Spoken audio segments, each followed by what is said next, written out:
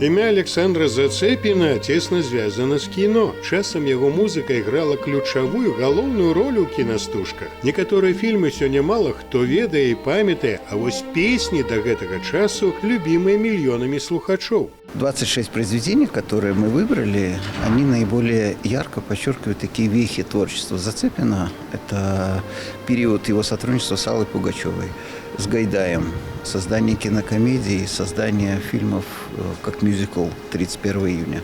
Мы решили осветить такие его значимые вехи в его жизни. И потом ориентировались на то, чтобы в оркестре эти песни прозвучали наилучшим образом. Нацыянальны акадэмічны народны аркестр Беларусі імя Іосіфа Жыновіча пад кіраўніцтвам народнага артыста Беларусі прафесара Михаила Казінца падрыхтаваў гэтую канцэртную праграму, спецыяльна перапісаўшы некаторыя партыі пад беларускія цымбалы. Мы, соответственно, подошли, потому что, во-первых, и другой жанр оркестра, но мы постарались его воплотить, чтобы это не нарушить той канвы, которую писал Зацепин, но в то же время принести свою белорусскость и свое звучание наших цимбалов. У выкананні солістаў оркестра Натальи Братсловской, Игоря Задорожного, Андрея Колосова, Анастасии Рачицкой и солистки молодежного театра эстрады Ольги Колесниковой прогучали песни со знакомитых комедий Леонида Гайдая, «Операция «Кавказская полонница», «Бриллиантовая рука», «Иван Васильевич меняе профессию», а таксама хиты з рэпертуару Аллы Пугачевой «Да побачэння лета», «Чараўнік Невук», «Куды сыходзіць дзяцінства» і многія іншыя. На жаль, сам аўтар не змог прыехаць, але вельмі цёпла звярнуўся да гледачоў па відэасувязі.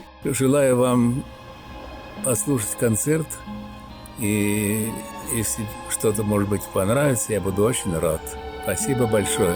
Лепшым падарункам для кампазітара сталі не толькі гучныя апладысменты пасля кожнай песні, але і той, што з выканаўцамі спявала ўся зала.